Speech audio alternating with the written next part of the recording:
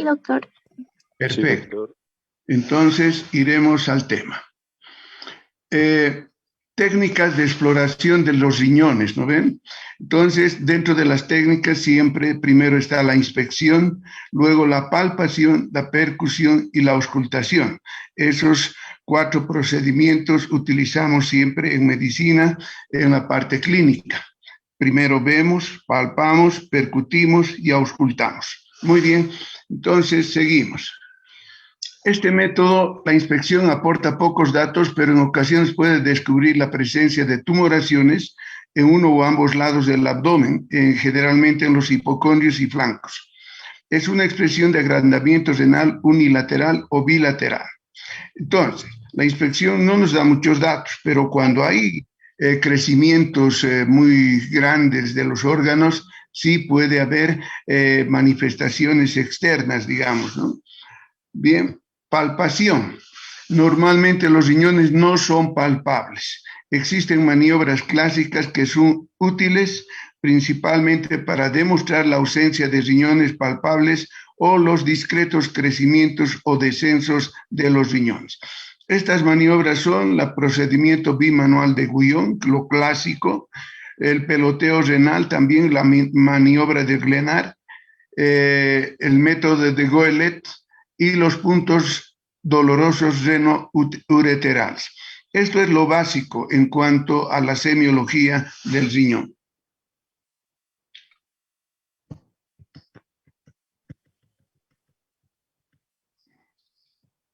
Procedimiento bimanual de Guion.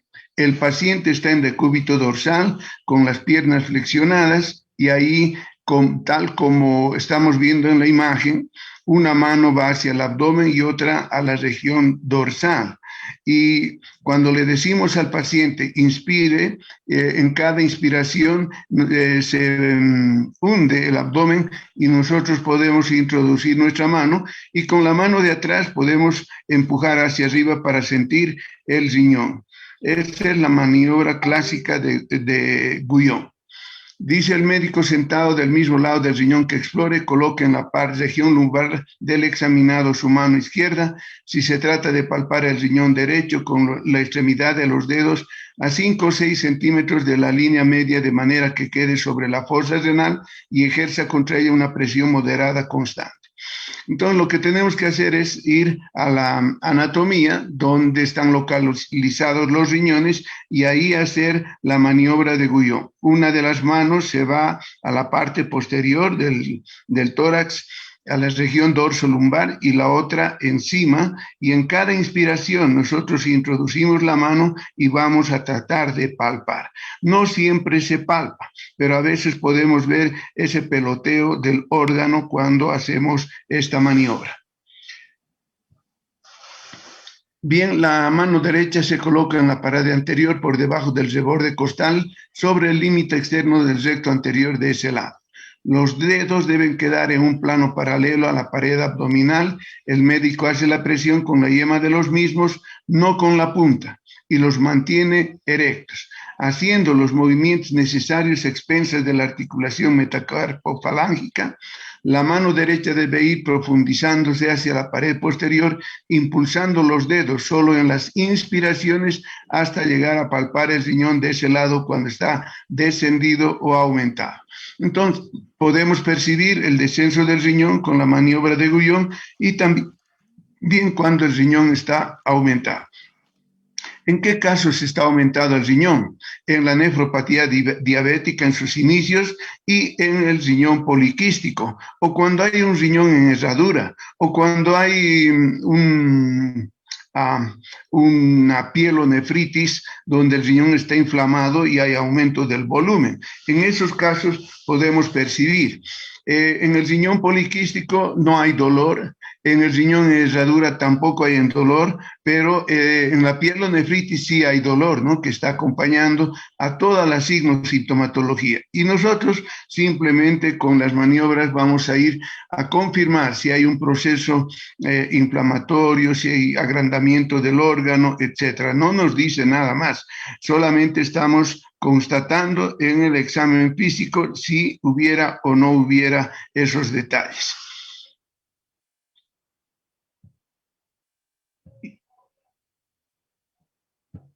Peloteo renal. Consiste en producir con las extremidades de los dedos de la mano, una mano izquierda en la parte posterior y impulsos secos y repetidos en la pared posterior, manteniendo la mano derecha anterior plana. Lo que hacemos es suspender con la mano izquierda hacia arriba, un poco fuerte, y percibimos ese peloteo renal con la mano que está en el abdomen. Siempre hay que hacer estas maniobras con calma porque puede tratarse de un proceso infeccioso como una pielonefritis y ser muy dolorosa. Siempre entonces con calma. Yo les...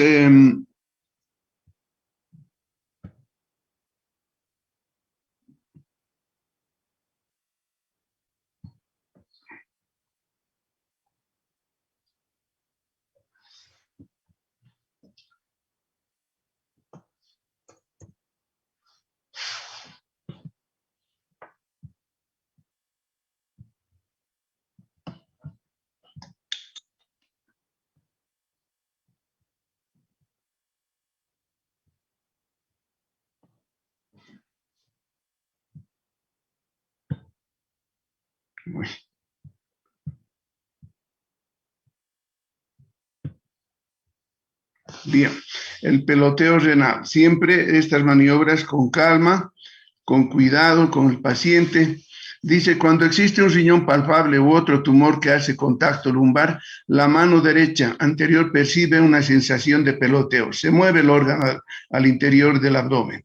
Cuando la maniobra es positiva, la mano derecha percibe en el abdomen un suave choque intermitente que corresponde al riñón que pelotea en su atmósfera gaseosa ante el impulso provocado por la mano situado en la región posterior o lumbar. Es decir, con la mano que está en la parte lumbar, nosotros empujamos hacia arriba y arriba está nuestra otra mano, percibiendo si es que hay ese ascenso del órgano. A eso le llamamos peloteo del riñón.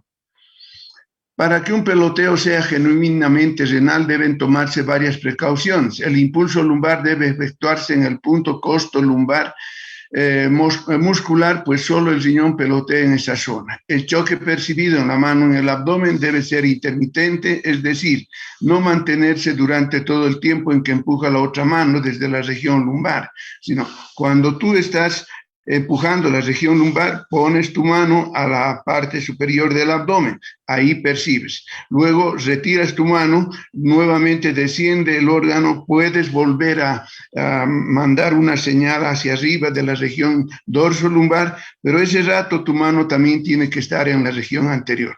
En ese sentido es que se percibe ese peloteo.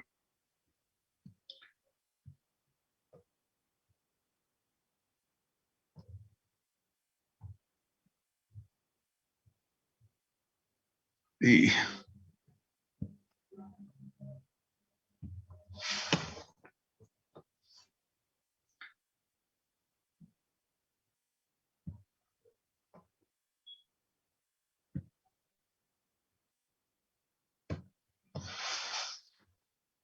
la mano derecha con los dedos, excepto el pulgar, alineados y dirigidos hacia arriba y afuera en el flanco derecho, van ejerciendo presión en puntos sucesivos de abajo hacia arriba a lo largo de una línea que va del apéndice hipoides a la mitad del pliegue inguinal.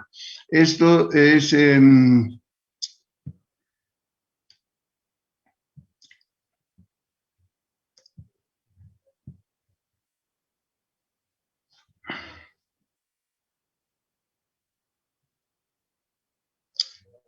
Toda la maniobra debe realizarse a la altura de la línea medio clavicular, pues si se hace por fuera de ella, la mano en el abdomen percibe un falso peloteo creado por la mano situada en la región lumbar a través de la escasa masa cutáneo muscular del flanco, ilusión tanto más posible cuanto más flácido es el abdomen del sujeto. En caso de duda, esta transmisión lateral del impulso lumbar puede interrumpirse al colocar sobre el flanco el pulgar de la mano situada en la región lumbar. Se darán cuenta que estas maniobras no son fáciles de realizar en personas obesas, ¿no? Personas obesas siempre tenemos dificultad, pero en personas delgadas estas maniobras son muy buenas, ¿no? Se puede realizar, se puede percibir. La mano derecha con dedos excepto el pulgar alineados y dirigidos hacia arriba y afuera en el flanco derecho, va ejerciendo presión en puntos sucesivos de abajo hacia arriba a lo largo de una línea que va del apéndice hipoides a la mitad del pliegue inguinal. La finalidad de esta mano es oponerse al desplazamiento lateral del riñón, impedir que su polo caiga hacia adentro y arriba, llevarlo hacia afuera, de manera que pueda ser capturado entre la pinza formado con la mano izquierda. Maniobra de Glenard. Fue descrita para descubrir las tosis y clasificarlas en grados. Se describen en 3 tiempos: acecho, captura y escape. Acecho. Se coloca la mano izquierda si se pretende palpar el lado derecho, de manera que el borde superior del dedo del medio quede por debajo y paralelo a la duodécima costilla, llegando su extremo hasta el límite con la masa sacrolumbar derecha, y el pulgar se deja delante en oposición al dedo medio, formando con él una especie de pinza.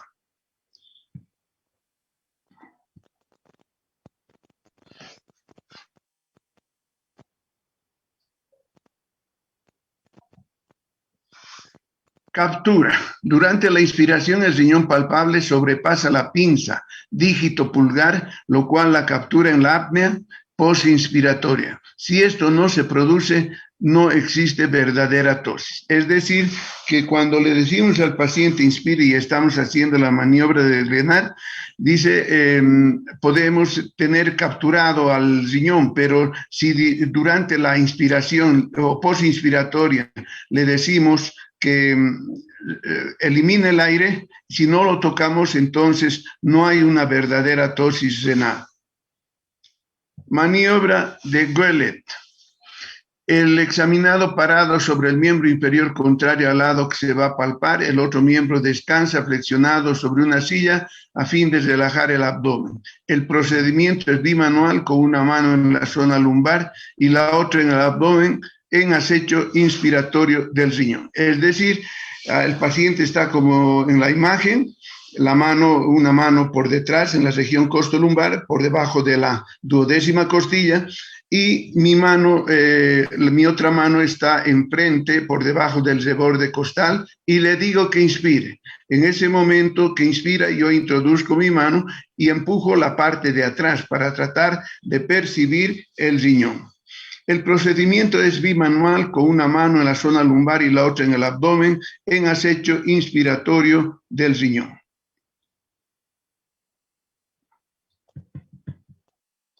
Puntos dolorosos ureterales.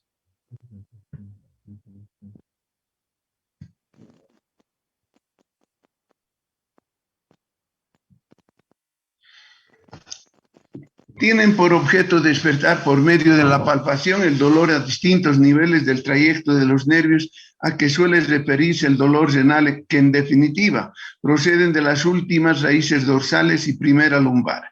Su inconstancia en las nefropatías y su presencia ocasional en otras afecciones hacen que se conserve solo como un valor relativo, que unos pocos mantengan cierta vigencia.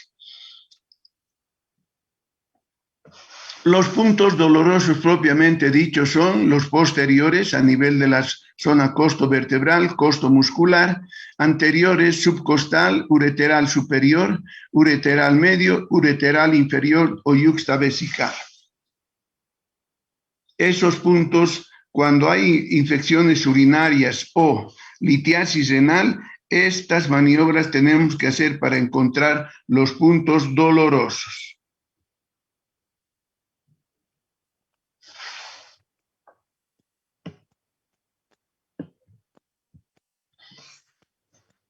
En la zona costo-vertebral, se busca en el ángulo que forma el borde inferior de la duodécima costilla con la columna vertebral y corresponde a la salida del agujero de conjunción del duodécimo nervio intercostal. Costo muscular, se explora en la unión del borde inferior de la costilla, de la duodécima costilla, con el borde externo de la masa muscular espinal. Corresponde a la rama perforante posterior del duodécimo intercostal, en el punto que se hace superficial. Percusión.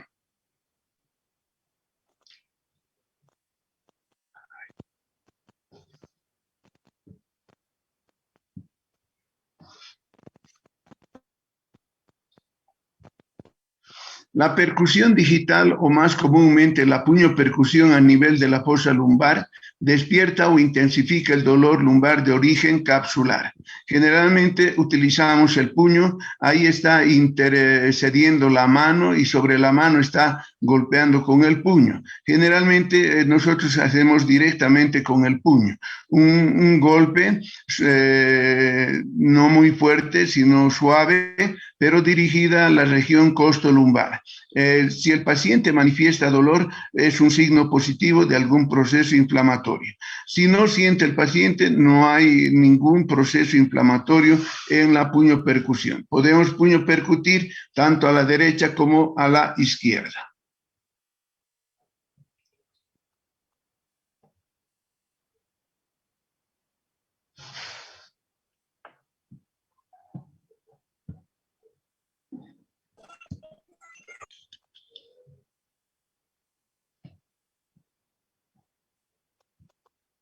Auscultación. La auscultación de las regiones lumbares y los flancos han adquirido renovado interés en relación con la investigación etiológica de la hipertensión arterial. La búsqueda de soplos debe hacerse con el sujeto en decúbito lateral con los músculos flexionados sobre el abdomen para relajar bien la pared abdominal, hundiendo profundamente el estetoscopio en la región que se ausculta y en ambiente silencioso. Eso para percibir soplos a nivel de la arteria renal.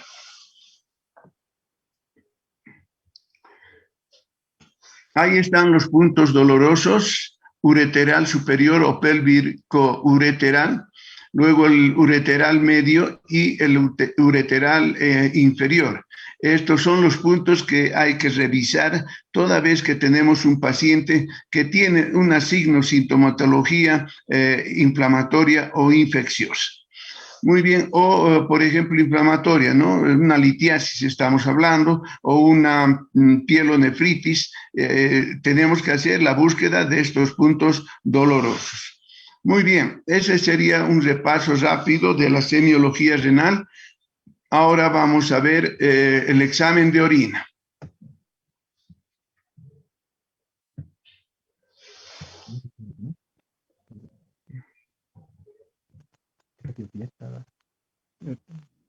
Uy.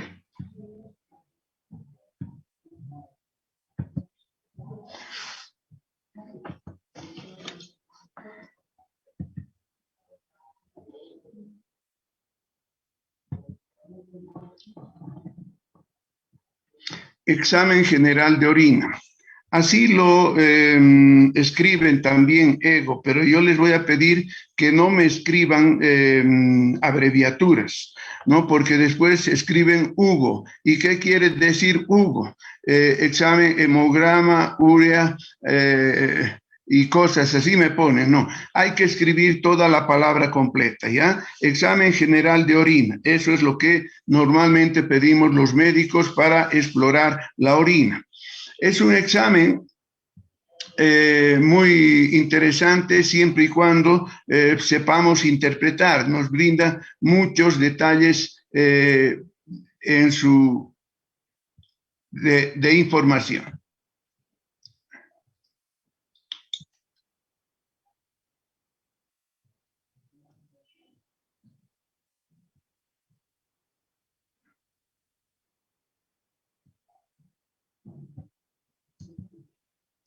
Estamos con algún problema con la...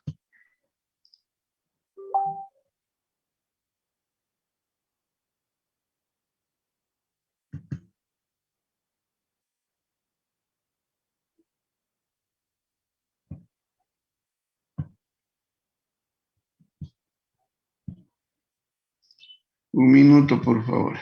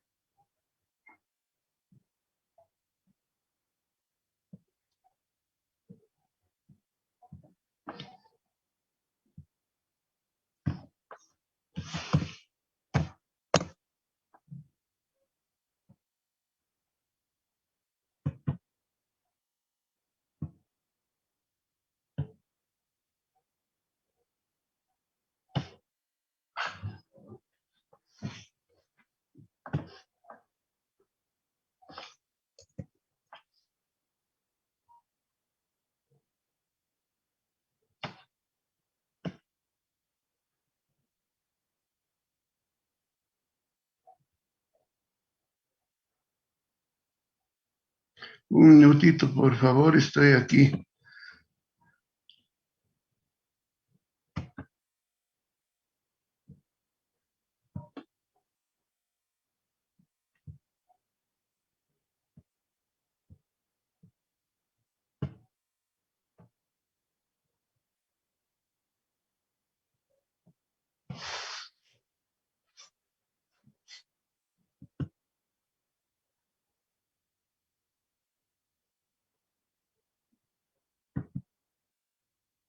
Bien, entonces veremos aquí el examen general de orina.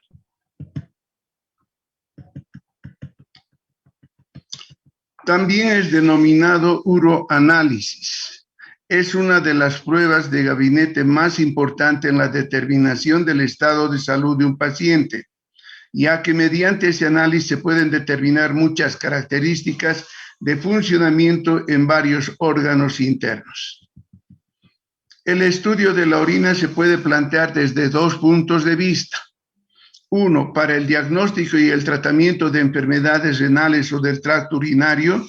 Y dos, la detección de enfermedades metabólicas no directamente relacionadas con el sistema urinario. Puede proveer una amplia variedad de datos clínicos referentes al riñón y a las enfermedades metabólicas que afectan a este órgano excretor. Detecta desórdenes estructurales, anatómicos y funcionales del riñón y el tracto urinario inferior.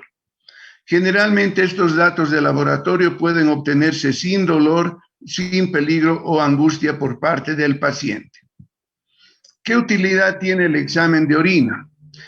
Como un examen preventivo lo podemos utilizar en la rutina, como un examen de rutina en todos los pacientes que vienen a la consulta, siempre solicitamos un examen de orina para controlar la efectividad del tratamiento con antibióticos, cuando tenemos especialmente infecciones urinarias. Les hacemos tratamiento y después les pedimos un examen de orina para ver si ha cambiado en el sedimento la presencia de gérmenes. Al igual que cualquier otro método de laboratorio, los análisis de orina deben llevarse a cabo de forma cuidadosa y perfectamente controlada. En el examen general de orina se determinan los siguientes parámetros. Primero, el examen físico de la orina. ¿Qué quiere decir examen físico de la orina? En el examen físico nosotros vemos en el frasquito el color, el aspecto, si es turbio o claro, y finalmente vamos a ver el examen químico. El examen químico se refiere a analizar la presencia de metabolitos en la orina. ¿Qué metabolitos podemos buscar en la orina? Desde la hemoglobina, podemos buscar también la glicemia, la urea, creatinina, etcétera. Esos elementos podemos ver en la orina. También cuando tenemos problemas biliares, generalmente se elimina la bilis también por la orina. Entonces podemos ver ese tipo de alteraciones en un examen general de orina. Y finalmente tenemos el examen microscópico o examen del sedimento. ¿Qué quiere decir esto? Que agarramos unos 20 ml de orina de la muestra recolectada y luego lo centrifugamos por 10 minutos y analizamos solo el sedimento. El sedimento lo llevamos al microscopio y ahí vamos a ver una serie de detalles como los que vamos a ver así enseguida. En el examen físico se determinan los siguientes parámetros: el aspecto, el color, el olor, el volumen, el pH y la densidad.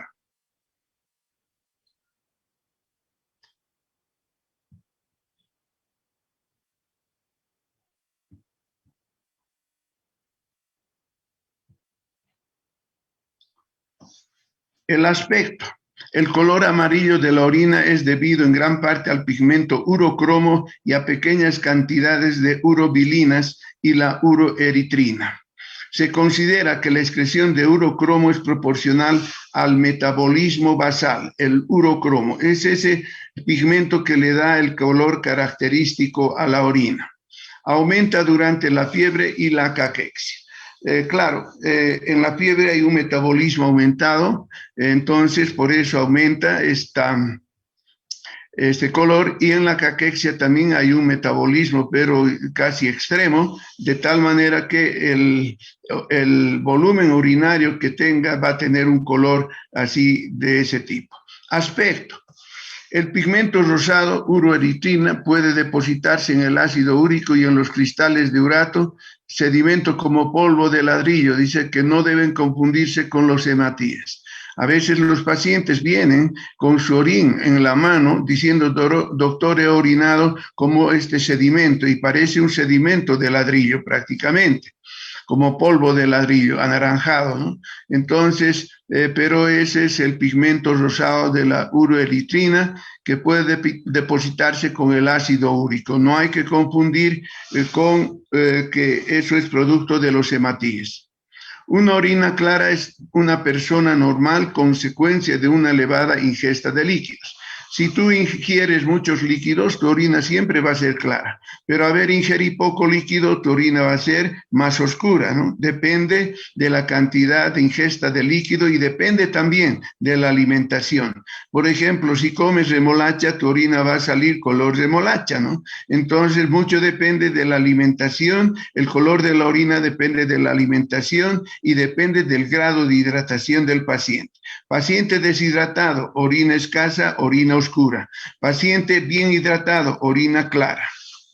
Y hay que tener en cuenta los pigmentos que se eliminan por la orina. Por ejemplo, hay un medicamento que se llama Uniquin, es de la línea Lafar. Ese tiene un pigmento en su composición, es el ácido pirazolínico, y es un antiséptico urinario. Cuando tomas ese medicamento, la orina parece color anaranjado oscuro. Entonces, mucho depende de lo que ingieres y de lo que se va a eliminar por el orín. Pero cuando administramos estos medicamentos, nosotros tenemos que advertir al paciente. ¿Sabes? El color de tu orina va a ser más intenso, no te vas a asustar, porque si no le dices nada, el paciente se alarma.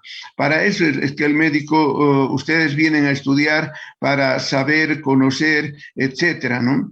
Entonces, la orina de una persona normal es clara si es que toma también bastante líquido. Y eso es comprensible, ¿no?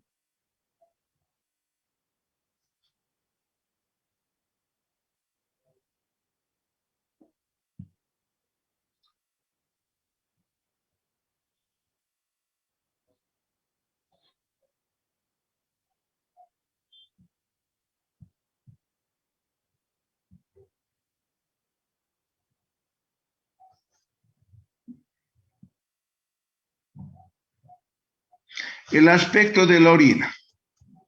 En la mayoría de las especies es transparente, aunque ligeramente turbia a medida que es más concentrada, claro. La orina normal es transparente, te puede tener un color amarillo, dependiendo, ¿no?, de la dieta que hayas tenido, pero dice, tiende a ser ligeramente turbia, especialmente cuando se concentra. ¿Cuándo se concentra? Cuando tú tomas poco líquido o estás con fiebre. Ahí se concentra la orina y puede tener un aspecto turbio. Las alteraciones producidas in vitro, principalmente por el aumento de la temperatura y el pH, pueden causar la disminución en la transparencia. Aspecto. La causa de la turbidez de la orina se debe explicar en base a los hallazgos del estudio del sedimento urinario, pero los problemas más comúnmente asociados a la turbidez de la orina pueden ser la presencia de cristales, la influencia por el aumento de la temperatura, además que el pH puede favorecer o intervenir en la precipitación de estos. El otro, el aspecto. Eritrocitos, glóbulos blancos y células epiteliales que están nadando en el líquido, en la orina prácticamente. Se puede denominar hematuria, la cual le va a dar un color rojizo a la orina y en consecuencia se presenta turbidez muy diferente a la hemoglobinuria, la cual proporciona un café color oscuro traslúcido en la orina. La presencia de hematuria, la presencia de sangre en la orina es hematuria, pero tiene un aspecto rojizo. Y dice que la hemoglobinuria tiene un color café translúcido en la orina. Incoloro, cuando la orina está muy diluida, como por ejemplo en la poliuria y en la diabetes insípida. Ahí sí el agua es totalmente transparente prácticamente. Turbio, cuando están presentes fosfatos, carbonatos, leucocitos, eritrocitos, bacterias, levaduras, líquido prostático, mucina, cálculos, grumos de pus, tejido, contaminación fecal inclusive. De aspecto lechoso, por la presencia de muchos neutrófilos, piuria y grasa. Por ejemplo, en el síndrome nefrótico. En el síndrome nefrótico hay hiperlipiduria, se eliminan muchos lípidos por la orina y ahí puede tener el aspecto lechoso la orina. Amarillento anaranjado, orina muy concentrada, exceso de urobilina, bilirrubinas, ocasionado por una severa deshidratación, la presencia de fiebre sin formar espuma amarilla. Aspecto, amarillento verdoso por la presencia de bilirrubinas y biliverdina en estos aspectos si se observa la presencia de espuma amarillenta. Rojo, presencia de eritrocitos, mioglobina, porfirina, hemoglobina o contaminación por menstruación. Eso en las mujeres. Aspecto, azul verdoso, por infección por pseudomonas, principalmente en el intestino delgado. Otra causal de este color es la clorofilia, cuando se utiliza en exceso de desodorantes bucales. Generalmente, a veces la gente utiliza esos antisépticos bucales que tienen clorofila para darle un buen sabor a su aliento. Entonces puede llegar a producir este azul verdoso de la orina. Determinar el color de la orina puede ser subjetivo en algunos casos, ya que puede existir enfermedad, y aunque el color sea normal y esté influenciado por la presencia de pigmentos tanto endógenos como exógenos, y aunque el conocer el color nos puede indicar una anormalidad, esta información puede ser muy inespecífica. Color.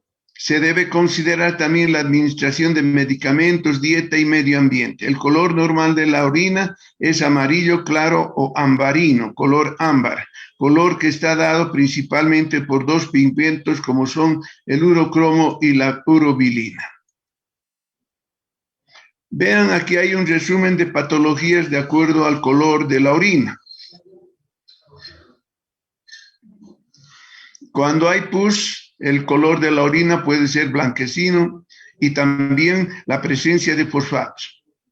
Amarillo, naranja, bilirrubina, urobilina, colorantes, alimentos y otros. Rosado o rojo, eritrocitos, hemoglobina, mioglobina, porfirinas, porfobilina. Eso debido a colorantes, alimentos y otros. Castaño negro, bilirrubina, el fenol, la metahemoglobina y las porfirinas. Son por los componentes de fierro que se da este color de castaño negro. Azul o verde, biliverdina, infecciones por pseudomona, generalmente es un azul como el azul de metileno o el timol. Olor. El olor de la orina es sui generis. Sui generis quiere decir no tiene un olor específico. La detección de olores anormales son indicativos de un estudio más profundo del paciente, aunque es muy inespecífico para la determinación de algún padecimiento. Por el olor no puedo decir que tiene una enfermedad en el aparato urinario, eso quiere decir esto.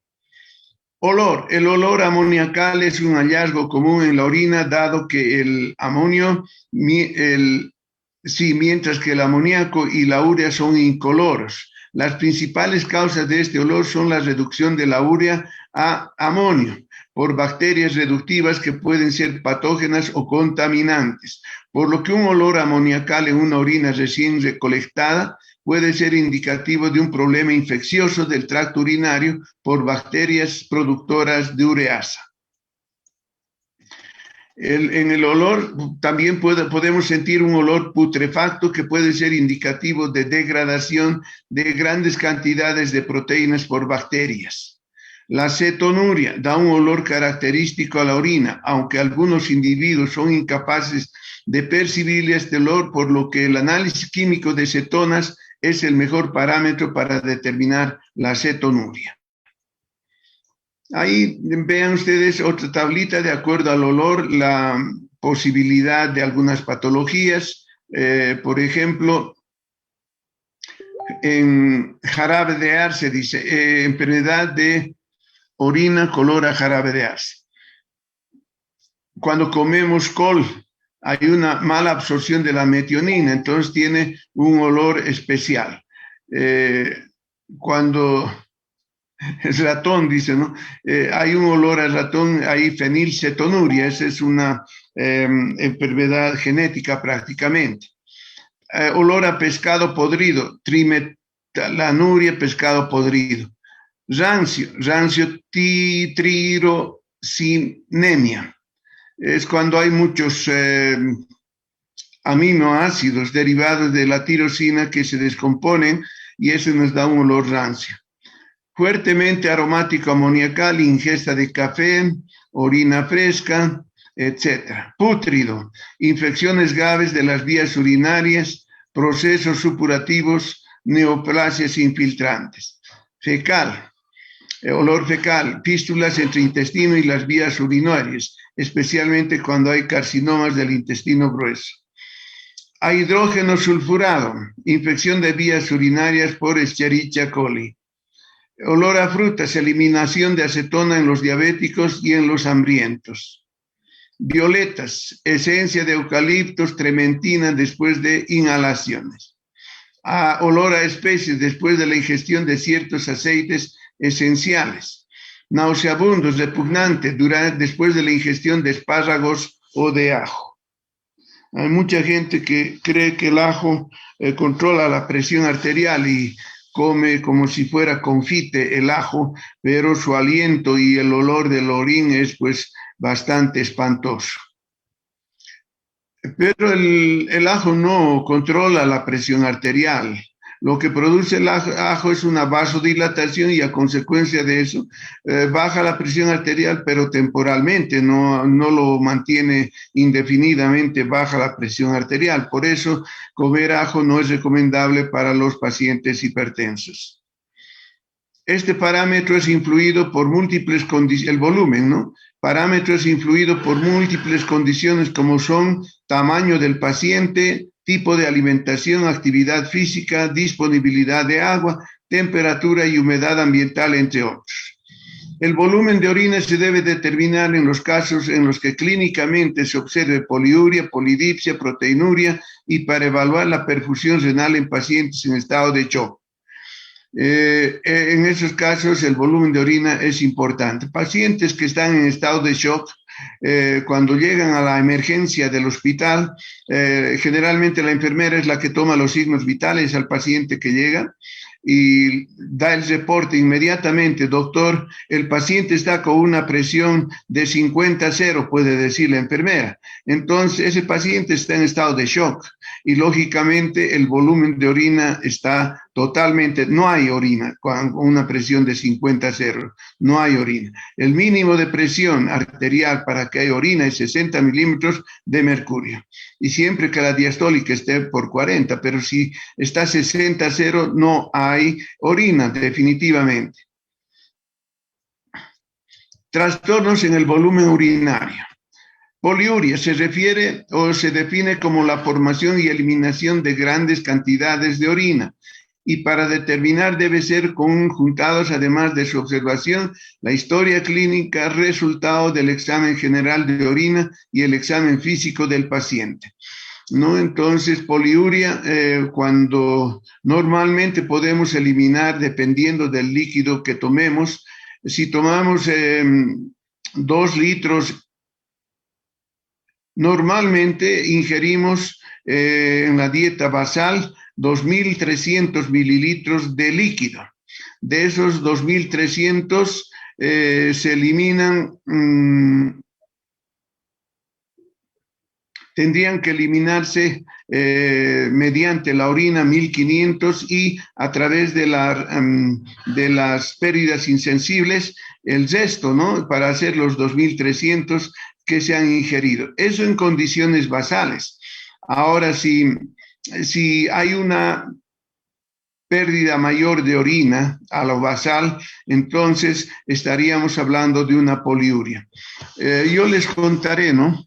He atendido a muchos pacientes con traumatismo encefalocraneano por accidentes.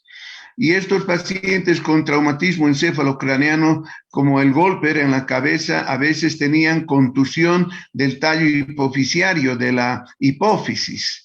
Y no había, pues,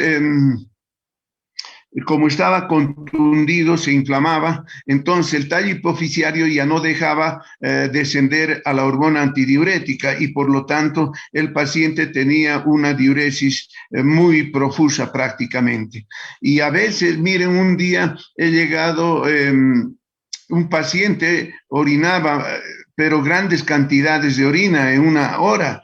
Entonces, ¿qué es lo que hay que hacer con estos pacientes, ¿no? Cuando están con poliuria así excesiva, si no repones la cantidad de líquidos adecuadamente, ese paciente pues, rápidamente entra en shock.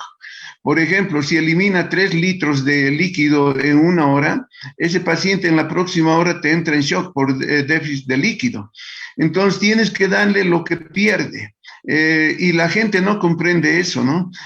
Por ejemplo, ha perdido 3 litros en la primera, 2 litros, vamos a suponer, en la primera hora. Yo estoy preveyendo que en la próxima hora me va a perder otros 2. Entonces tengo que reponerle rápidamente 2 litros, prepararme otros 2 litros y así sucesivamente hasta que pare prácticamente. Entonces, en 24 horas puedes poner 48 litros de suero, porque si no haces eso, el paciente se muere. Entra en shock. Y la gente no está acostumbrada a utilizar esa cantidad de sueros en 24 horas. Los familiares del paciente te dicen, y doctor, ¿por qué le va a poner tanto líquido? ¿No? Normalmente se pone 3 litros de suero. Bueno, depende de la enfermedad. Estamos aquí con una polidipsia de tipo central neurógena por contusión del tallo hipofisiario, donde no deja pasar la hormona antidiurética, por lo tanto la diuresis está haciendo un dibujo libre. Y entonces la gente cree que tú les pides tantos sueros y te lo guardas, y eso no es verdad, ¿no? No tenemos que dar chance a que la gente piense esas cosas. El médico tiene que obrar con claridad y además con honestidad cuando trata a los pacientes. Hay muchas quejas últimamente tanto de médicos y de enfermeras que dicen que se guardan los medicamentos que les piden en exceso a los pacientes. Pues si te sobran medicamentos, tienes que hacer una bolsita y devolver a los pacientes, a los familiares que son los que compran. No te tienes que quedar con los medicamentos que sobran, porque eso da lugar a muchas interpretaciones. La gente no dice, pues el médico va a utilizar para una gente que no tenga, no dice eso, sino dice el médico lo va a vender eso en algunos pacientes que necesite, pero eso no ocurre, pues el médico no vende medicamentos, pero sí en la emergencia puede recurrir a ellos para salir de esa emergencia. Pero en nuestro medio es muy especial la situación y damos lugar nomás a los comentarios de la gente, y eso tendríamos que evitarlo. Trastornos del volumen urinario. La poliuria se presenta dependiendo de las necesidades corporales para conservar o eliminar agua y solutos. Poliuria fisiológica es la causa más común de poliuria. Se presenta principalmente como respuesta compensatoria al incremento en la toma de fluidos, lo que se determina mediante el examen del paciente. Si a mí me dicen en este momento va a tomar 3 litros de agua aparte de lo que normalmente toma, entonces serían 5 litros. ¿Y cuántos litros voy a tener de diuresis? Probablemente unos 4 o 5 litros también. Entonces, de esa manera puedo determinar una poliuria fisiológica. Poliuria farmacológica. Se puede presentar posteriormente al incremento en la ingesta de sal que provoca sed inmediata y posteriormente poliuria por la administración de drogas diuréticas o por la administración de fluidos parenterales. Toda vez que estamos administrando sueros o hormonas o drogas diuréticas, lo que tenemos que hacer es siempre valorar el volumen de la orina e interpretar en base a lo que el paciente está tomando. Si no valoro de esa manera, entonces puedo creer de que se trate de una poliuria fisiológica y no es así. Si está tomando diuréticos, los diuréticos, pues, esa es su función, producir mayor cantidad de orina. Trastornos en el volumen urinario, poliuria patológica. Basándose en el examen de orina y de la sangre, este tipo de poliuria se clasifica en diuresis de agua caracterizado por una densidad específica y osmolaridad baja resultante del desame de la hormona antidiurética, esto es la diabetes insípida de origen pituitario, de origen central, porque hay una diabetes insípida de origen nefrogénico también. Diuresis de solutos, caracterizada por un aumento en la osmolaridad y gravedad específica, que es resultado del aumento de la excreción de solutos que excede la capacidad de los túbulos renales para reabsorberlos, como ocurre en los casos de diabetes mellitus. En el caso de la diabetes mellitus, hay una gran cantidad de glucosa que se elimina en la sangre y puede deberse esta diuresis de solutos, ¿no? La diabetes se caracteriza, la diabetes mellitus tipo 2 se caracteriza por poliuria, polidipsia y polifagia, de tal manera que cuidado que la poliuria estemos diciendo como que es de origen central, no, tenemos que investigar para determinar la causa de la poliuria. Entre los trastornos del volumen urinario, lo más frecuente es la oliguria, es la disminución en la eliminación de la orina. ¿Qué volumen tomamos como parámetro? De 400 para abajo es oliguria. Hasta el volumen mínimo de orina obligatorio para que elimine nuestro cuerpo los solutos es medio litro de orina, ¿no? Eso se obtiene dividiendo los 1200 miliosmoles a los que concentra la orina sobre los 650 miliosmoles que tiene la carga. Entonces sale medio litro de orina, el volumen mínimo de orina para eliminar los solutos del cuerpo. Ahora, si ese volumen mínimo baja a 400, ya es oliguria. Es la disminución de la excreción de orina. Y la oliguria puede ser un signo de gravedad dependiendo del estado del paciente. Polaquiuria es la emisión frecuente de orina, es decir, hace orina cada rato, ¿no? Puede verse eso en las mujeres que tienen cistitis, en los varones con prostatitis, proctitis, hemorroides, puede afectar a la eliminación del líquido de la vejiga. Enuresis se denomina así a la micción durante el sueño. Eso en los niños principalmente, ¿no? Están durmiendo y se están haciendo pis. Eso es enuresis. Anuria, ausencia total de formación de orina por el riñón o de excreción de la misma por el organismo. La anuria es un estado muy grave porque no hay filtración glomerular prácticamente y esos riñones pueden estar en isquemia renal y posteriormente nos pueden producir una necrosis tubular aguda. La anuria hay que intervenir rápido, con la oliguria hay que intervenir rápidamente mejorando el volumen de sanguíneo para que haya buena perfusión a nivel renal, lo mismo que en la anuria, ¿no? Tenemos que recurrir a todos los medios para que ese riñón recupere su función, es decir, la formación de orina. Nicturia, el volumen de orina nocturna iguala o sobrepasa la diurna. Bueno, hay algunas veces que pueden orinar hasta 3 veces las personas en la noche y eso les perjudica el sueño, ¿no? Entonces a eso se llama nicturia, micción en la noche. Normalmente después de que nos vamos a acostar ya no hacemos pis hasta el día siguiente, pero las personas que tienen nicturia despiertan unas 3 veces y eso interfiere con el sueño normal. El pH urinario es utilizado para la estimación del balance de ácido básico corporal, pero depende el pH de la ingesta de alimentos, ¿no? O sea, no tiene mucho valor para nosotros. En algunos casos sí, como dice, el conocimiento del pH puede ayudar en el diagnóstico presuntivo de la presencia de ciertos cristales como el fosfato de calcio, que se presentan generalmente en pH alcalinos, mientras que la cistina, el ácido úrico, se encuentran comúnmente en orina ácida. La presencia de oxalato de calcio no está influenciada aparentemente por el pH. Puede existir una variación diurna del pH de la orina, así como la dieta y la enfermedad producen cambios importantes en este pH. Yo veo que el pH no es un trastorno grave en el examen de orina. Puede presentarse trastorno cuando el pH se encuentre normal, dice. Claro, puede haber infecciones con pH urinario normal. Las infecciones del tracto urinario generalmente causadas por bacterias reductoras de urea, estafilococos y próteos frecuentemente toman el pH alcalino, aunque la mayoría de las bacterias patógenas que no utilizan urea dan a la orina un pH ácido. Entonces aquí hay otro cuadrito que lo van a leer ustedes para que vean en qué caso se puede ver una alteración del volumen y del pH de la orina.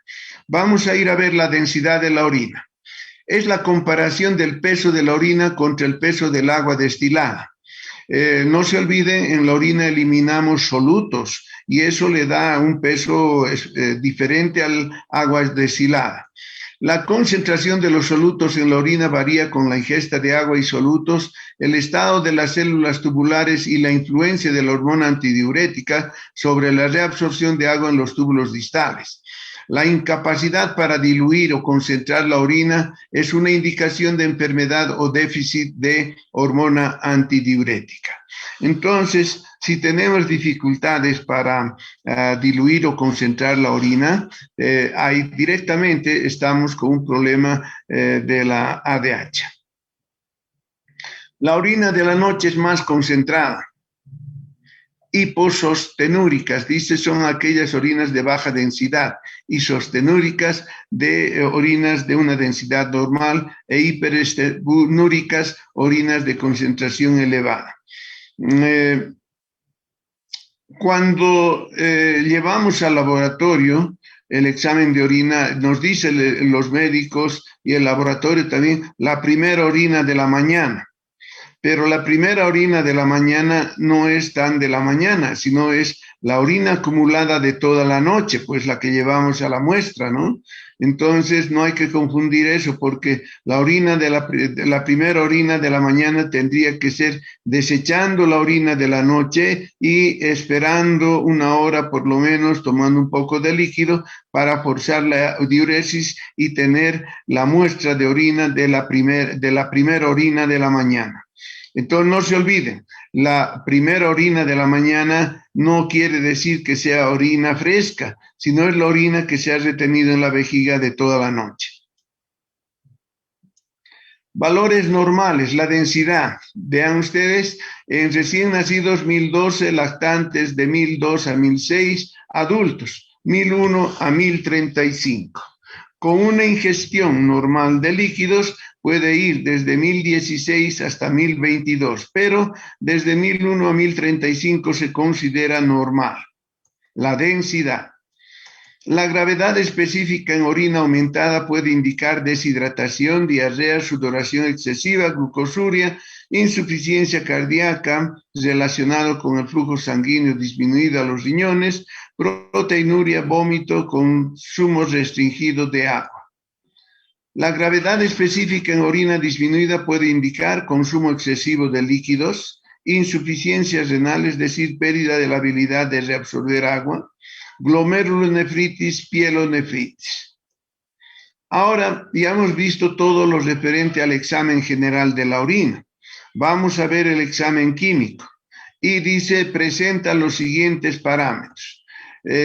Proteínas, glucosa, cetonas, bilirrubina, urobilinógeno, hemoglobina, mioglobina y los nitritos. Las proteínas. menos de 10 miligramos por decilitro. O sea, casi nada de proteína. Normalmente no tendría que haber proteína en la orina porque toda la proteína se reabsorbe. Entonces, pero puede haber algunas veces unos 10 miligramos por decilitro. Las proteínas se filtran principalmente las de bajo peso molecular. La albúmina es la principal y pueden ser microglobulinas del suero y túbulos, proteínas de secreción prostática, seminal y vaginal, las que se eliminan y no tanto la albúmina. Presencia de proteínas en orina puede significar una nefropatía renovascular, glomerular o túbulo intersticial. Eso ya descubriendo, profundizando el estudio, podemos ir determinando de qué tipo de patología se trata. Nefropatía renovascular, glomerular o túbulo intersticial, dicen, también puede presentar el rebasamiento de proteínas anormales en ciertas enfermedades como el mieloma múltiple. Glucosa.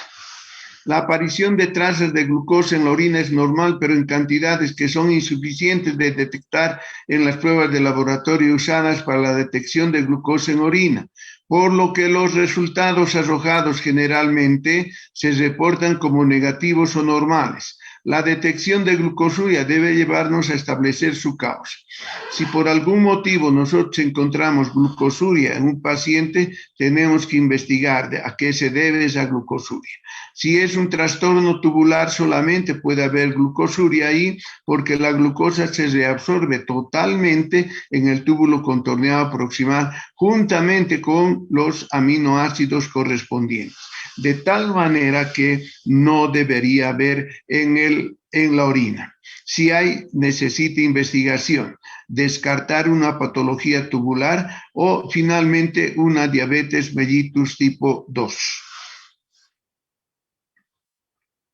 Glucosuria fisiológica, dice esta, puede ocurrir en todos aquellos casos en los que se exceda la capacidad de los túbulos renales para reabsorber glucosa. Esto es cuando se excede la cantidad de 170-80 miligramos por decilitro de glucosa en la sangre. Pero para nosotros la glucosuria siempre es patológica, eso tenemos que quedar bien claro. Glucosuria farmacológica ocurre en los casos de administración de soluciones glucosadas, así como por la administración de glucocorticoides, aunque la glucosuria en estos casos no es muy significativa. El glucagón y la morfina son causa común de glucosuria.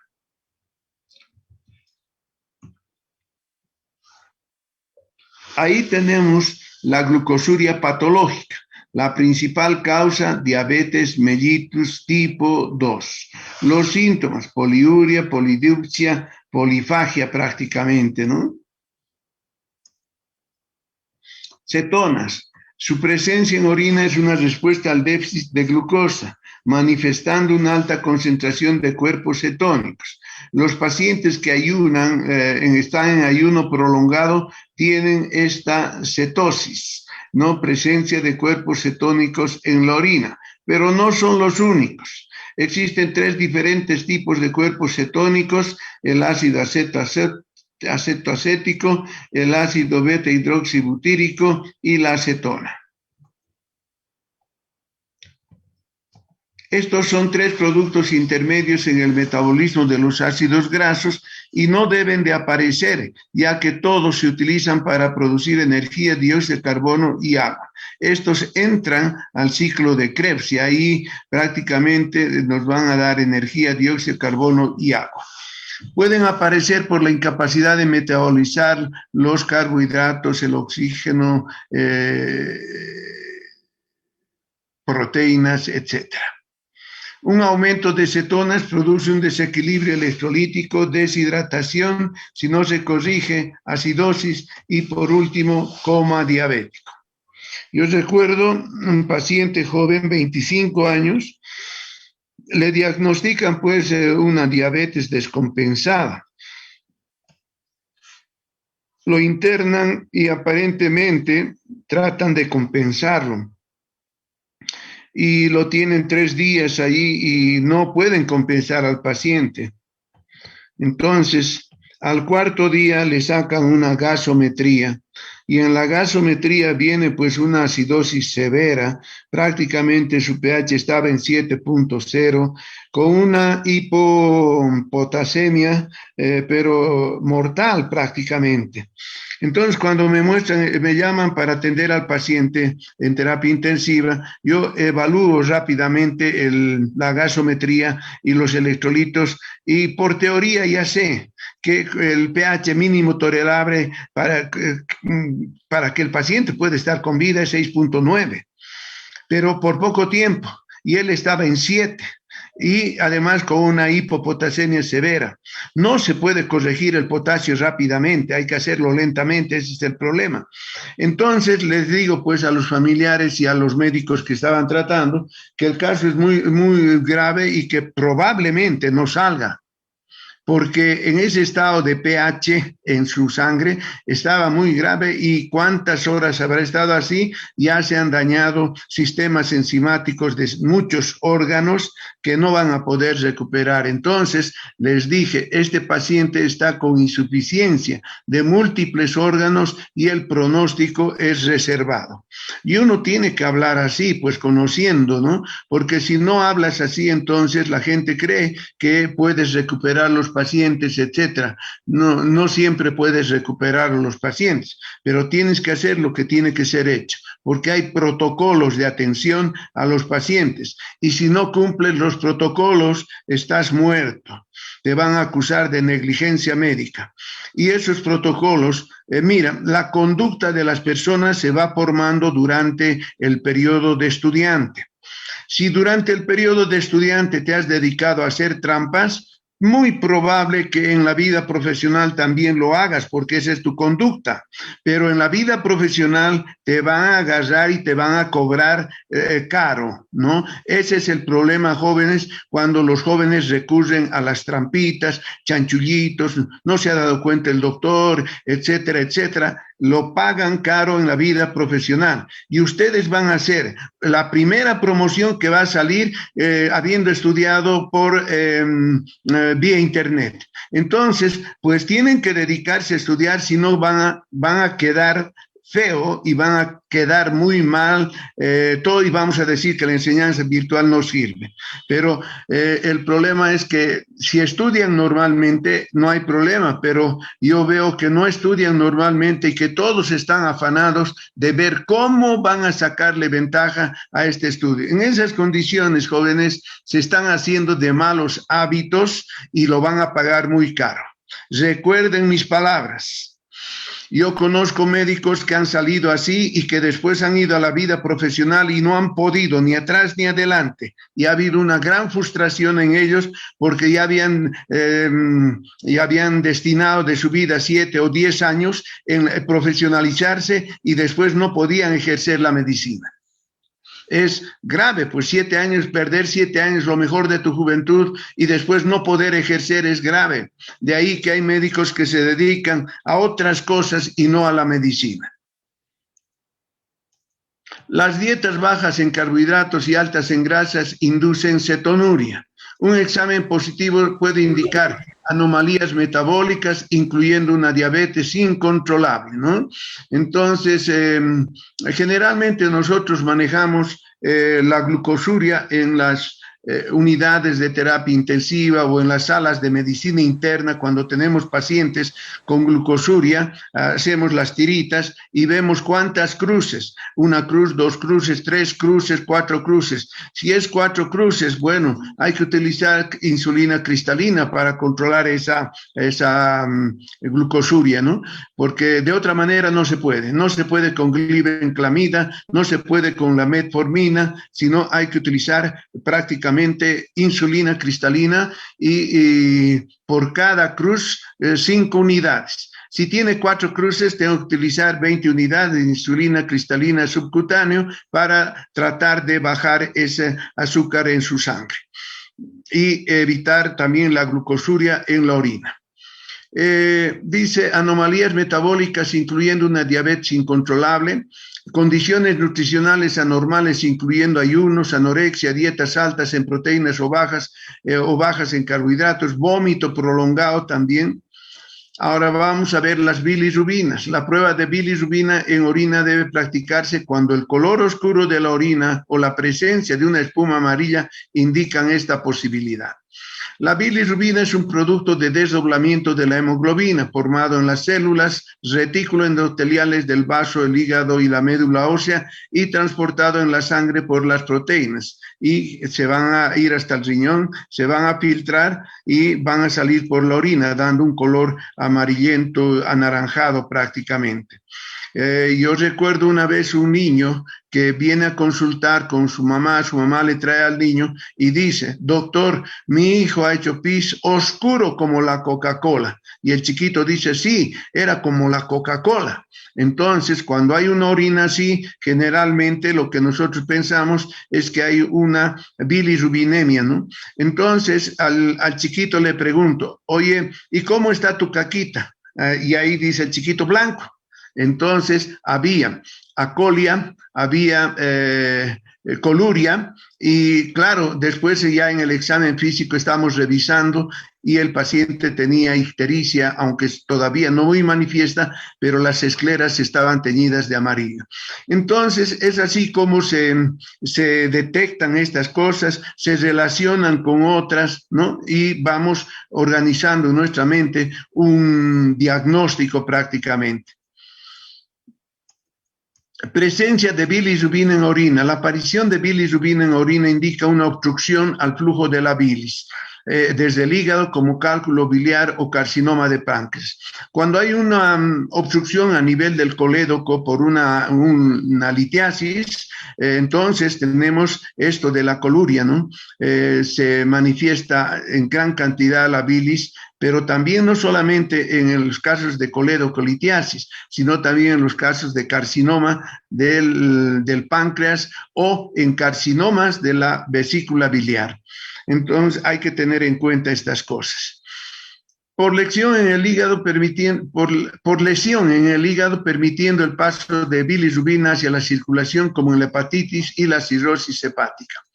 Ese niño que vino y me dijo, mi orina es de color de la Coca-Cola y mi caquita es blanca, él tenía una hepatitis viral, estaba cursando con una hepatitis viral y los síntomas de la enfermedad son estos, ¿no? Entonces hay que tener en cuenta eso. ¿Qué puede incrementar la bilirrubina? Las drogas que pueden elevar falsamente los resultados del examen son algunos antibióticos, los diuréticos, los anticonceptivos orales y los esteroides. Las drogas que pueden elevar falsamente los resultados del examen son algunos antibióticos, diuréticos, anticonceptivos y los esteroides. Urobilinógeno. La bilirrubina, cuando es descompuesta por bacterias intestinales, es convertida en urobilinógeno y estercobilinógeno. Parte del urobilinógeno se reabsorbe desde el intestino hacia el hígado y se vuelve a excretar. Una pequeña parte filtra por el riñón y aparece en la orina. La excreción normal de urobilinógeno es de 0,5 a 2,5 miligramos en 24 horas y eso es lo que le da el color a la orina. El urobilinógeno en orina en condiciones normales presupone permeabilidad de las membranas. La prueba de urobilinógeno urinario es una de las pruebas más sensibles para determinar alteraciones hepáticas, pero miren, si yo tengo lesión en el hígado, voy a ir a las pruebas hepáticas directamente, ¿no? Antes que ir a las pruebas renales. En la prueba renal veré si tiene bilirrubina en gran cantidad, pero para saber la lesión en el hígado me tendré que ir a las pruebas hepáticas, transaminasas y las bilirrubinas. Hemoglobina. Su determinación puede ser útil como complemento en la identificación del color de la orina y debe interpretarse al mismo tiempo que se determina el sedimento y la densidad de la orina. Hemoglobina se relaciona con un daño traumático en los riñones o en las vías genitourinarias. Pueden ser causa de las anemias hemolíticas, las reacciones transfusionales, las quemaduras, picaduras de araña, infecciones, etc. Estas pueden producir hemólisis y ahí, si hay hemólisis, podemos tener hemoglobinuria en la orina. Mioglobina. La mioglobinuria es un trastorno poco común, pudiendo ser causado por problemas tóxicos, traumáticos del músculo, como son los accidentes por aplastamiento, golpes, ejercicio muscular severo prolongado, mordeduras de víbora, choque eléctrico y enfermedades inmunomediadas. Pero la presencia de mioglobinuria es bastante grave. ¿No? Porque miren, dice, puede ser causada por problemas tóxicos traumáticos del músculo. Ahora, como hay mucho accidente de tránsito, es fácil tener lesiones musculares, y las lesiones musculares por atricción de los músculos puede haber desprendimiento de grandes cantidades de mioglobina, y la mioglobina en cantidades exageradas es un pigmento tóxico para el riñón que puede llevar a la insuficiencia renal aguda, y no solamente a la insuficiencia renal aguda.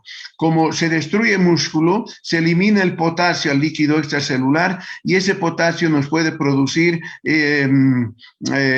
hiperpotasemia, y las hiperpotasemias todas son letales para el cuerpo porque producen arritmias, desde la más leve arritmia, que puede ser una extrasístole ventricular o supraventricular, puede ser inocente, puede haber también fibrilación auricular, pero lo más grave es que nos puede producir bloqueos de primero, segundo, tercer grado, o finalmente nos puede producir taquicardia ventricular y finalmente la fibrilación ventricular y la muerte, ¿no? Entonces, es bastante serio el hecho de que un paciente tenga aplastamiento muscular y la mioglobina se libere al torrente sanguíneo juntamente con un exceso de potasio. Los dos son graves. Por una parte, la mioglobina es tóxica para el riñón, nos lleva directamente a la insuficiencia renal aguda de tipo renal tóxica, y al mismo tiempo nos puede llevar a una hiperpotasemia que es bastante grave en el concepto que tenemos. Nitritos. Una prueba positiva de nitrito indica que las bacterias que reducen los nitratos urinarios a nitritos están presentes en cantidad apreciable. ¿Qué quiere decir nitritos positivo en el examen de orina? Infección urinaria. Eso quiere decir. Ahora, examen microscópico, ya estamos terminando. Lo que tenemos que ver en el sedimento son si tiene células, si tiene eritrocitos, si tiene leucocitos, si tiene cristales, cilindros y otras estructuras que pueden haber. El examen microscópico constituye parte vital del análisis de orina de rutina. Es una herramienta diagnóstica valiosa para la detección y evaluación de trastornos renales y del tracto urinario, así como de las enfermedades sistémicas. No se olviden, las enfermedades sistémicas producen metabolitos que van a tener que ser eliminados por el riñón. El valor del examen microscópico depende de dos factores fundamentales: el examen de una muestra adecuada y el conocimiento de la persona que realiza el estudio. El médico no realiza generalmente el examen de orina, lo hacen los bioquímicos, los laboratoristas o el patólogo clínico, que puede ser médico también. El médico lo que hace es interpretar los resultados del examen de orina, porque el bioquímico nunca hace diagnóstico, no te manda con diagnóstico, te manda el resultado del examen que le has pedido, punto. Tú tienes que interpretar, y en base a tu clínica, a tus signos y a los signos y síntomas que has encontrado en el paciente, relacionas con los exámenes que estás teniendo y vas organizando en tu mente una propuesta diagnóstica, ¿no? Una impresión de diagnóstico prácticamente. Aquí dice, el examen microscópico debe hacerse en una muestra centrifugada. Les decía que hay que tomar 20 mililitros de la orina y centrifugar por 10 minutos, y ese sedimento es el que hay que analizar. Por ejemplo, solo unas pocas gotas, aquella que se examina directamente, pero se señala en el informe que los resultados se obtuvieron, la muestra sin ser. No, siempre tiene que ser con centrifugación, no puede ser así al azar nomás agarrar una gotita y mirar al microscopio, no, tiene que ser por centrifugación el examen del sedimento. La primera regla para el examen del sedimento urinario sin tinción como el microscopio utilizando luz amortiguada es para dar el contraste adecuado. Se logra cerrando parcialmente el iris del diafragma, ajustando luego el condensador. Bueno, esta es una para los del laboratorio, ¿no? La segunda regla es que el micrómetro debe ser continuamente ajustado y haciendo movimientos hacia arriba y hacia abajo para poder ver la profundidad del objeto, así como otras estructuras que puedan encatarse en un plano focal diferente. Células. Lo que vemos entre las células que pueden estar presentes en la orina se encuentran eritrocitos, hematíes o glóbulos rojos, leucocitos, glóbulos blancos, células epiteliales provenientes de cualquier punto del tracto urinario, desde los túbulos hasta la uretra, o como contaminantes procedentes de la vagina o la vulva. Eritrocitos. Los hematíes presentes en la orina pueden provenir de cualquier punto del tracto urinario, desde el glomérulo hasta el meato urinario. En la mujer constituyen a veces contaminación menstrual. Cuando la muestra de orina es fresca, los hematíes presentan aspecto normal de color pálido o amarillento. Son discos uniformes, bicóncavos, carecen de núcleo y cuando se observan en incidencia lateral tienen el aspecto de vidrio de reloj. Bueno, esos son los eritrocitos normales que pueden aparecer en la orina, ¿no? Por un sangrado en la uretra, en el uréter, etcétera, pueden aparecer gran cantidad de eritrocitos. Entonces, la presencia de eritrocitos puede ser macroscópica o microscópica. En las orinas diluidas o hipotónicas, los hematíes se hinchan y pueden romperse, liberando de este modo su contenido de hemoglobina en la orina. En las orinas hipertónicas hay crenación de los hematíes que se parecen a veces a gránulos. En ocasiones pueden verse en el sedimento urinario de hematíes microcíticos. Y aquellos hematíes que vienen del glomérulo son hematíes que tienen deformaciones, espículas en su superficie y se llama eritrocitos dismórficos, ¿no? Entonces, cuando hay eritrocitos dismórficos en el sedimento urinario, me está hablando de patología glomerular. Si hay eritrocitos normales, me está hablando de un sangrado en alguna parte del tracto urinario, ¿no? Entonces, hay que tener mucho cuidado en cuanto a la interpretación de esos eritrocitos. En promedio, la orina normal puede contener hasta 2 glóbulos blancos o 4 glóbulos blancos, 4 glóbulos rojos. En una orina normal podemos encontrar eso, ¿no? Pero más de esos valores, y no. Si hay más eritrocitos y es una hematuria microscópica, digamos que hubiera 8 eritrocitos en el examen de orina, ya no se está hablando de una hematuria microscópica. La hematuria puede ser macroscópica, microscópica, puede ser con eritrocitos dismórficos o no dismórficos. Si es dismórfico, me está hablando de lesión glomerular. No es dismórfico, me está hablando de algún sangrado de alguna parte del tracto urinario. Los leucocitos son de mayor tamaño que los eritrocitos, es lógico. Los eritrocitos miden de 7 a 8 micras. En cambio, los glóbulos blancos, el neutrófilo mide 14 micras, 12 a 14 micras y así sucesivamente. Los linfocitos miden menos de 7 micras. Pero generalmente vemos más los leucocitos como los polimorfos nucleares. Los leucocitos tienen por lo general forma esférica y de color gris oscuro o amarillo verdoso. La mayoría de los leucocitos de la orina son neutrófilos. Habitualmente se les identifica por sus gránulos característicos o por las lobulaciones que tienen. Las células epiteliales presentes en la orina pueden provenir de cualquier sitio del tracto urinario, desde los túbulos contorneados proximales hasta la uretra o vagina. Normalmente pueden encontrarse algunas células epiteliales en la orina como consecuencia del desprendimiento normal de las células viejas. Y hay que recordar un poco la histología, ¿no? En la cápsula de Bowman las células son planas, luego en el túbulo contorneado proximal cilindras con ribete en cepillo, en el asa de Henle planas, en el túbulo contorneado distal con ribete en cepillo, más gruesas, cúbicas, y así sucesivamente. Y si veo ese tipo de células, tengo que decir, son células del túbulo o son células planas del asa de Henle o son células planas de la cápsula de Bowman. Un incremento marcado indica inflamación de la porción del tracto urinario de donde procede. Si hay más células planas, digamos así, como de la vejiga, entonces hay una cistitis muy fuerte ahí que está hablando, ¿no?, a su favor. Es muy difícil hacer la distinción del sitio del origen de las células epiteliales. Por esta razón, muchos laboratorios informan su presencia sin intentar diferenciarlas.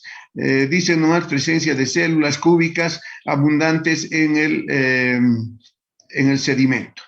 En los casos en los que la distinción es posible, pueden reconocerse tres tipos fundamentales de células epiteliales: tubulares, de transición y pavimentosas. Células del túbulo renal son generalmente más grandes que los leucocitos, poseen un núcleo grande redondeado, pueden ser planas, cúbicas o cilíndricas. Todo depende de qué es lo que encuentres, ¿no?, y cómo lo interpretes prácticamente. Dice, la presencia de un número elevado de células epiteliales tubulares sugiere daño tubular que puede producirse en enfermedades como las pielonefritis, necrosis tubular aguda y el rechazo del riñón trasplantado. Células de transición son de 2 a 4 veces más grandes que los leucocitos, pueden ser redondeados o con proyecciones apendiculares, en ocasiones poseen dos núcleos. Las células de transición revisten el tracto urinario desde la pelvis renal hasta la porción proximal de la uretra. Células pavimentosas o escamosas se reconocen fácilmente por ser de gran tamaño, planas de forma irregular, contienen núcleos centrales pequeños y abundante citoplasma. Bueno, son características de las células que estamos viendo en el sedimento como las que están en la fotografía. Las células epiteliales pavimentosas provienen principalmente de la uretra y la vagina. Muchas de las que se encuentran en la orina de la mujer son el resultado de la contaminación vaginal y en esos casos poseen escaso significado diagnóstico.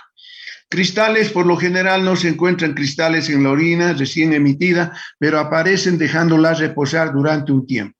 Si nosotros tomamos una muestra de orina a las 7 de la mañana y hacen examen a las 9 o 10 de la mañana, ya van a ver cristales.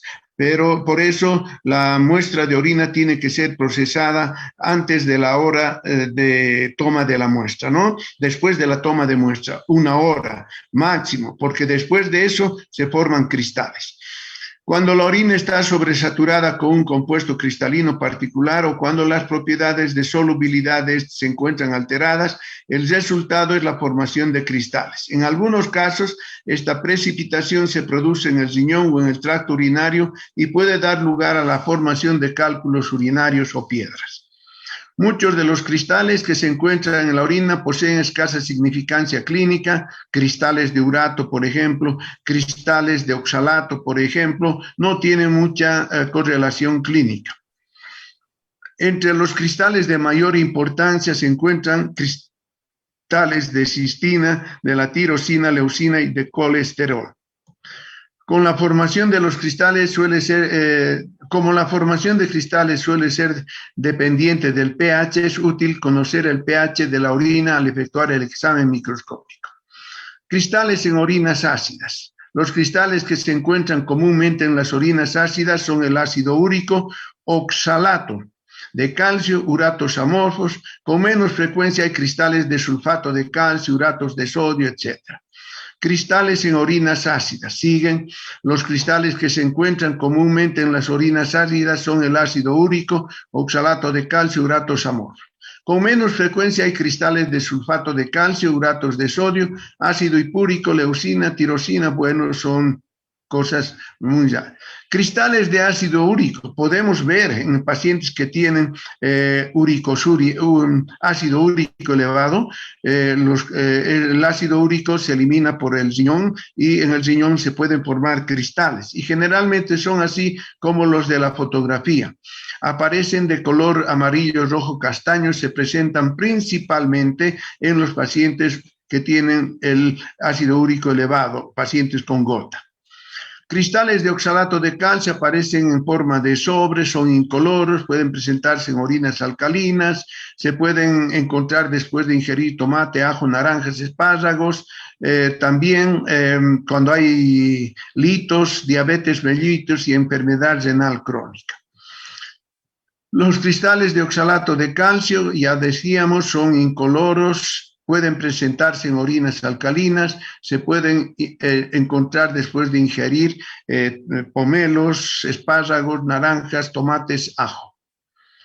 Cristales de urato amorfo no tienen forma alguna y pueden ser de sodio, potasio, magnesio y calcio. Tienen aspecto de granos y color anaranjado o amarillento, no tienen importancia a nivel clínico.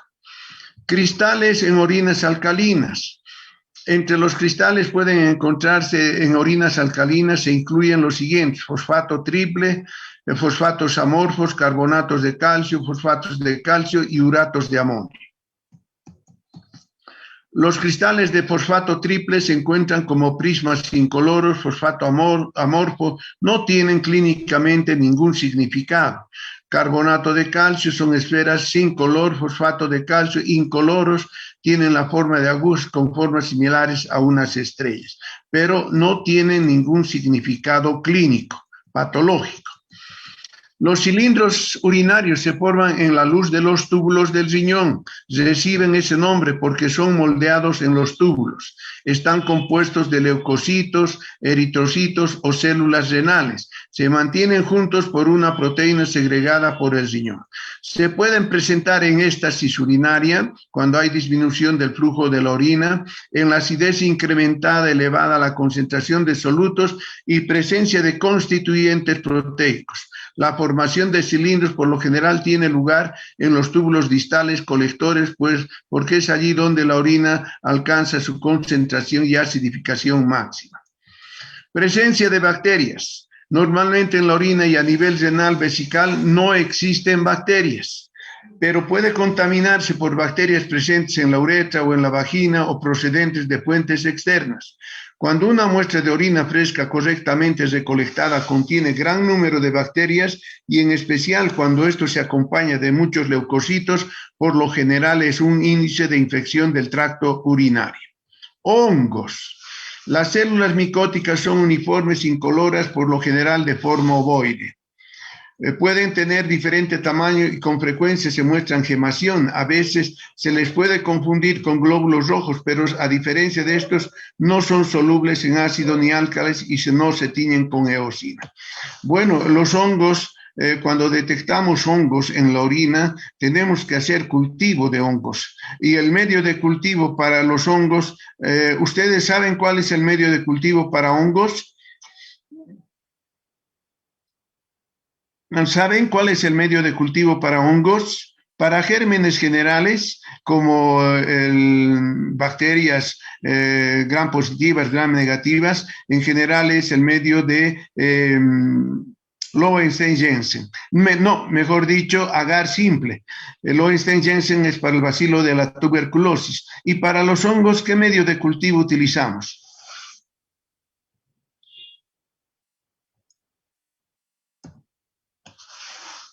Aló, ¿me están escuchando?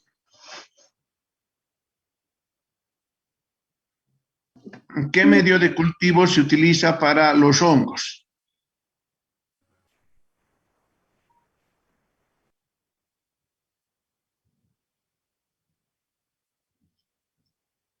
A ver, repasaremos un poco. ¿Qué medio de cultivo? Agar glucosado, doctor. ¿Cómo? Agar glucosado. No. A ver, medio de cultivo para Salmonella shigella, para Salmonella, digamos. Se usa el agar sangre. Para Salmonella Shigella agar maconque, correcto. Para detectar estreptococos beta hemolíticos, ¿qué tipo de agar se utiliza? Agar sangre. Correcto, muy bien. Eso no tienen que olvidarse nunca, jóvenes, porque ustedes van a ser médicos y eso les van a preguntar cuando estén haciendo internado, cuando estén haciendo residencia. Son preguntas así simples, pero a veces se olvidan y por ahí caen, pues, y les dicen que ha estudiado usted. ¿No ve? No tienen que olvidarse. Ahora, el medio de cultivo para hongos, ¿cuál es? ¿Algunos recuerdan? No recuerdan, se los voy a decir, anótenselo. El medio de cultivo para hongos es el medio de cultivo de Saboraud. Saboraud.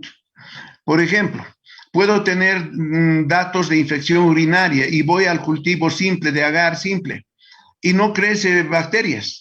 Entonces, tengo que revisar mi clínica y si persiste la infección, tengo que buscar hongos y tengo que pedir un cultivo de hongos, prácticamente. Pueden existir también espermatozoides en la orina masculina después de, después de una eyaculación pueden haber todavía hasta las 12 horas espermatozoides en la orina del varón. Pero también dice puede haber espermatozoides después de crisis convulsivas epilépticas. Y en la espermatogea también se puede ver espermatozoides.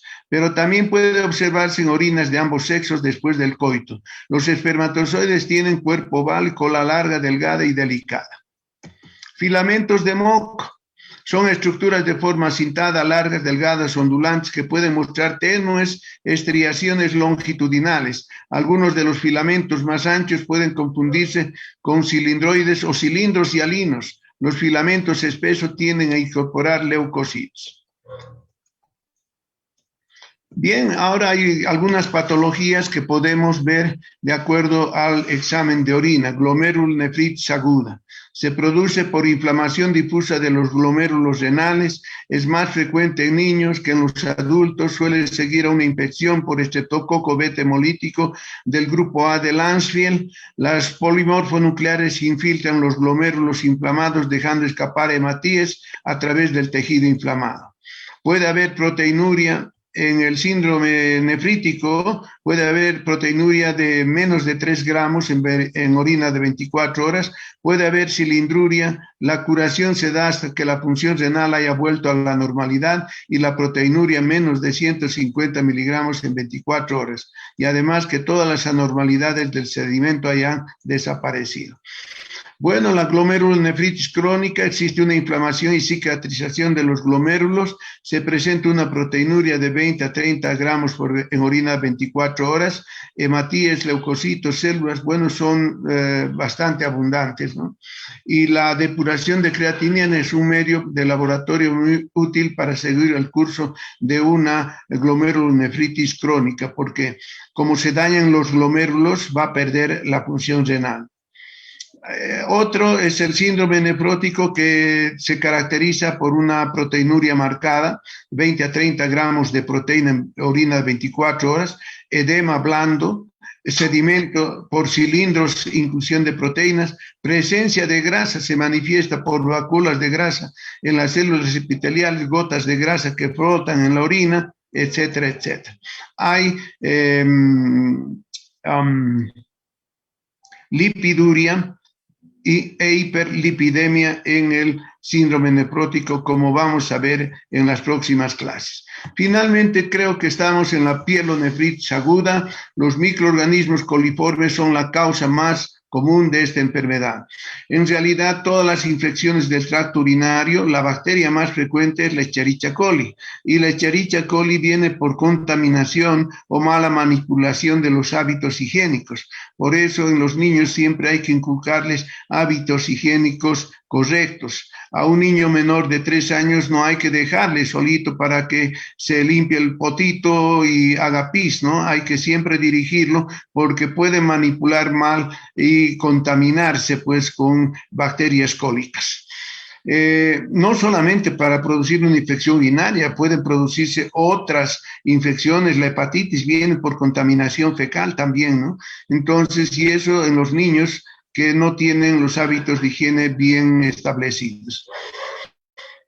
Bien, entonces, eso es lo que hemos visto en relación al examen de orina. Es un examen muy importante, nos puede orientar en el diagnóstico siempre y cuando sepamos interpretarlo. Ya les he dicho, el médico es que interpreta los exámenes, no es el que hace los exámenes el que interpreta. El que hace así a la letra muerta, pero el médico tiene que interpretar y darle un sentido en base a su examen físico y en base a los laboratorios clínicos, ¿no?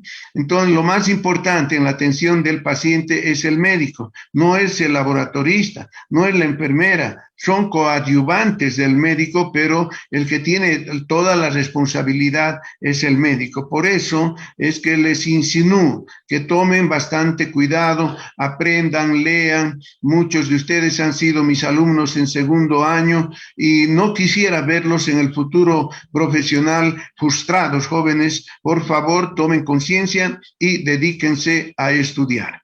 La próxima clase vamos a llevar síndrome nefrítico. Les pido que revisen, tienen un resumen ya del síndrome nefrítico. En el libro también hay síndrome nefrítico. Les he dicho a ustedes que se bajen la app de nefrología. No, doctor, al paralelo B le digo. Bien, entonces van a bajar el mismo app y van a ir estudiando porque es nefrología en preguntas cortas. Y al examen van a entrar también preguntas de la app, van a entrar preguntas del resumen que hagan ustedes y van a entrar preguntas así generales del libro también, ¿no? Entonces, y del resumen van a entrar también las preguntas. Algunos me preguntan cómo vamos a hacer los flashcards. A ver, les voy a mostrar unas apps de flashcard. Pueden utilizar cualquiera de ellas. A ver, les mostraré, ¿ya? Entonces, vamos a dejar esto.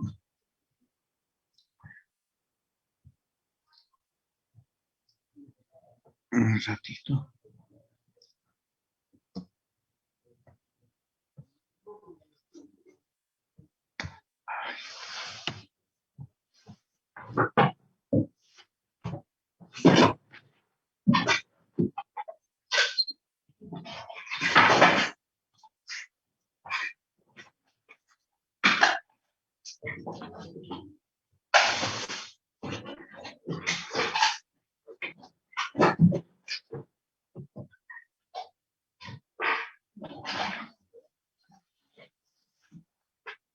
A ver, estoy teniendo problemas con mi mouse.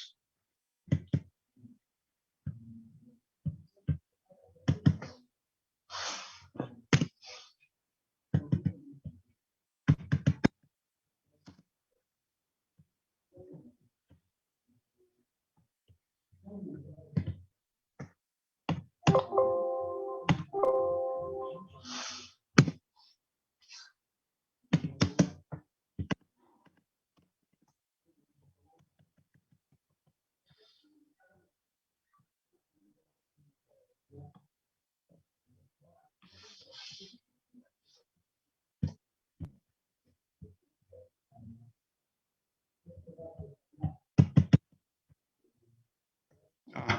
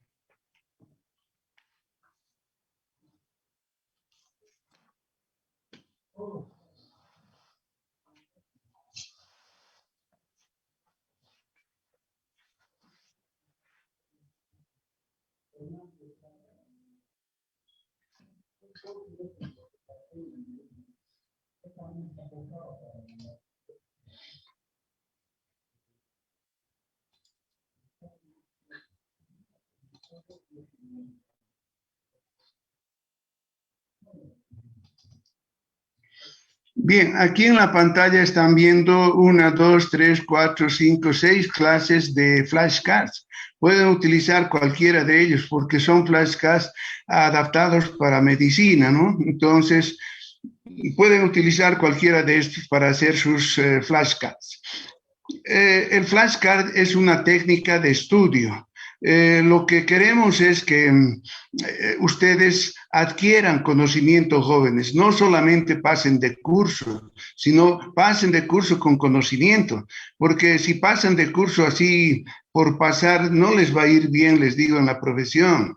Entonces, es una técnica de estudio la utilización de flashcard. Te ayuda a memorizar, te ayuda a guardar tus conocimientos.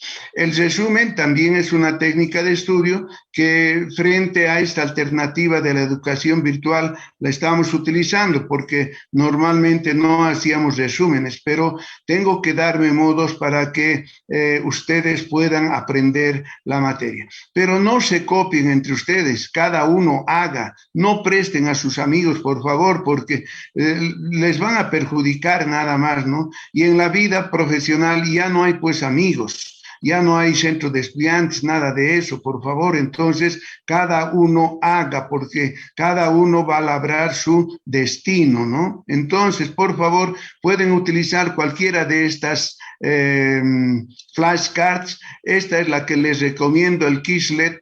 Es bueno para hacer este tipo de trabajo. Entonces, a ver, veremos la app de nefrología. Aquí voy a ver.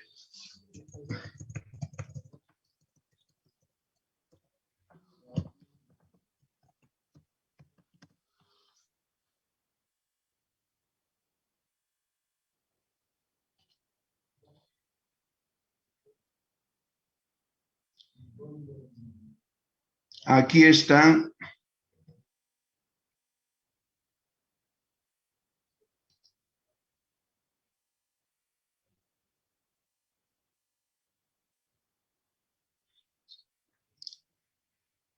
Este es el que tienen que bajar, el que estoy señalando. ¿Lo están viendo? Nefrología en preguntas. Y como están viendo, hay varias apps, por ejemplo, para calcular la función renal, para sacar el clearance, hay también para hacer gasometrías, todo. Entonces, disponen ustedes de muchos elementos hoy en día para poder aprender. Pero esto les estoy recomendando, vean ustedes, voy a abrirlo. Y sale así, ¿no? Esta app, y aquí dice el túbulo contorneado proximal y el asa de Henle. ¿Qué dos partes encontramos en el túbulo proximal renal, el túbulo contorneado y el asa de Henle? Son preguntas bien directas, cortitas, y lo que podemos hacer es pasar al siguiente así. Entonces, por favor, esta app se descargan y van a ir estudiando medicina. Y aquí están todos los temas del avance de materia, ¿no? Aquí todos los temas con sus preguntas. Entonces, mientras estás yendo a tu casa, estás en el mini, lo que sea, vas repasando las preguntas directas que son con respuestas cortas. Voy a sacar de aquí algunas preguntas para el examen, otras preguntas de sus resúmenes y otras preguntas del libro. Entonces, ahí vamos a tener garantizado el estudio prácticamente. Muy bien, jóvenes, entonces la próxima clase vamos a ver síndrome nefrítico. Por favor, revisen, repasen, lean un poco. Entonces nos veríamos el próximo martes a las 5 de la tarde.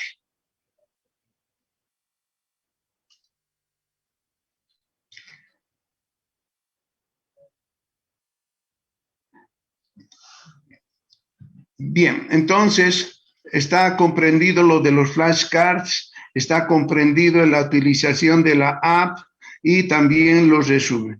Los resúmenes no tienen que hacer para el doctor, tienen que hacer para ustedes, porque ustedes están aprendiendo. Y algo que tienen que hacer para ustedes, tienen que hacerlo de la mejor manera posible, porque si hacen para presentarle al doctor, están equivocados. No, como sea, le van a presentar al doctor, no. El doctor va a valorar, sí, pero quienes van a perder son ustedes. Si me presentan un trabajo brillante, yo voy a tomar en cuenta para la nota práctica, ¿no? Voy a tomar en cuenta los resúmenes dependiendo de cómo hagan para la nota práctica, no toda la nota práctica, sino en 5 puntos tomaré en cuenta los resúmenes y los flashcards, ¿no? Pero dependiendo de cómo están hechos, si están bien hechos les voy a dar los 5 puntos. Pero si están más o menos a la quete, como sea, de manera rápida, bueno, tendrán un punto.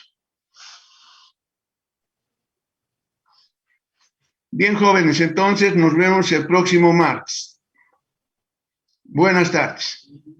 Hasta luego, doctor. Hasta luego, doctor.